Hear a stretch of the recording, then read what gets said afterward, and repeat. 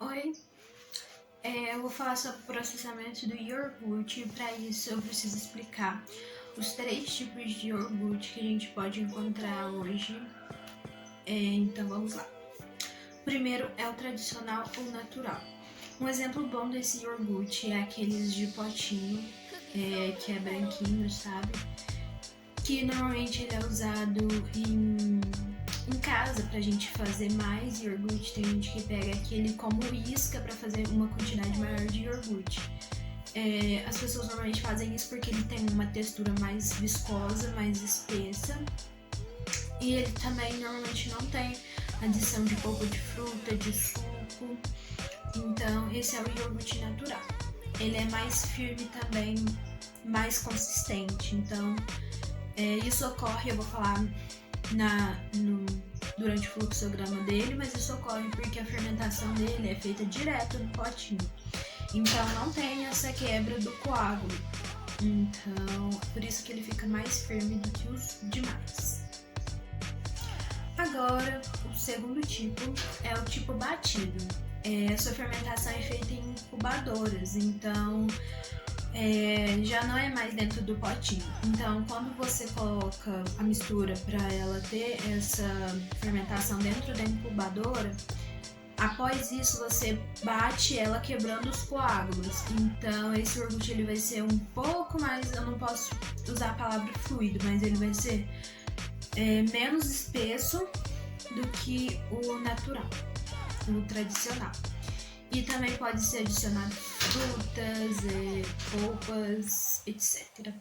Então há essa quebra, né, depois de ter saído da incubadora. Agora eu vou falar do terceiro tipo de iogurte, ele é o iogurte fluido. Bom, ele é bem menos viscoso que os outros. Na formulação dele também é adicionados polpas, frutas, e por ele ser mais fluido, mais líquido, ele normalmente é envasado em garrafas ou em saquinhos. Também tem um exemplo que eu gosto bastante, que é aqueles que são envasados em umas garrafinhas de plástico, sabe? Rosa, e que é muito gostoso. E eles são bem fluidos mesmo, então dá pra tomar muito fácil. Bom, agora já dito, dado uma introdução sobre os tipos de iogurte, eu posso começar a falar sobre o fluxograma. Eu vou explicar assim. Primeiro eu vou falar o fluxograma do ponto que eles são iguais até o ponto que eles se diferem entre si. Quando chegar no ponto que se diferem entre si, os 3 iogurtes, aí eu vou explicar cada um a sua etapa para ficar organizado. Então, a primeira etapa que eles têm em comum é o pré-tratamento. No pré-tratamento é feita uma padronização.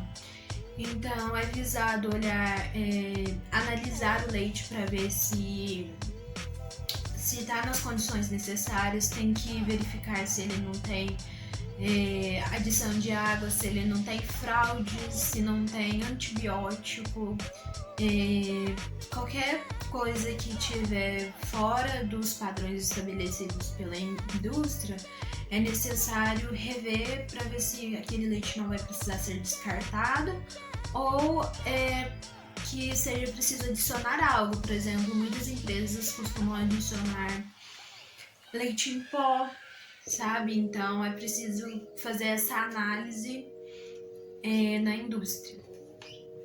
E depois a segunda etapa é a formulação. Na formulação é a adição dos produtos, dos aditivos que vão ser usados para a produção do iogurte. São eles açúcares, conservantes, estabilizantes, espessantes. Então, essa etapa que é adicionado os ingredientes para a formulação do iogurte. Na etapa de homogeneização e tratamento térmico, diminui a incidência de micro-organismos patogênicos, que é importante fazer. Melhora a consistência e o sabor do iogurte no produto final. Isso faz com que ele tenha uma qualidade melhor no final do processamento. ele desnatura as proteínas do soro, então isso melhora muito no aspecto final do produto. Então tudo isso é pensado na qualidade final do produto. E também tem o resfriamento após isso. O resfriamento ele é necessário ser de 42 a 45 graus, porque esse é a temperatura propícia para o crescimento da fermentação. Então, como foi adicionada fermentação na etapa anterior, agora ela já precisa estar tendo esse lugar propício para poder crescer. Agora, o processo de inoculação do fermento. Bom, para adicionar o fermento no iogurte, a gente precisa primeiro pegar esse fermento e dissolver, vamos usar a palavra dissolver ele antes de ser adicionado no tanque, porque precisa ser muito bem incorporado na mistura para poder ter o aspecto desejado. Então, também é preciso ver as recomendações do fabricante no rótulo para saber como que vai ser utilizado esse fermento. Então, é necessário ter esse conhecimento do tempo necessário e de como fazer essa fermentação. Bom, esse é o momento do processamento em que os 3 iogurtes se diferem entre si. No iogurte natural, a primeira etapa agora vai ser adicionado o aroma. Bom, aí depois do aroma vai ser envasado, vai ser colocado na embalagem. Depois vai para incubação, depois para o resfriamento e depois para estocagem. Então não vai ter a quebra de coágulos nesse tipo de iogurte, como dito anteriormente. Agora, o iogurte batido, a incubação é feita em tanques. Depois há o resfriamento. O resfriamento é feito nesse tanque mesmo. Depois a adição de frutas, polpas, depois a embalagem e depois a estocagem. Depois da adição de frutas e polpas já há essa quebra do coágulo, tá?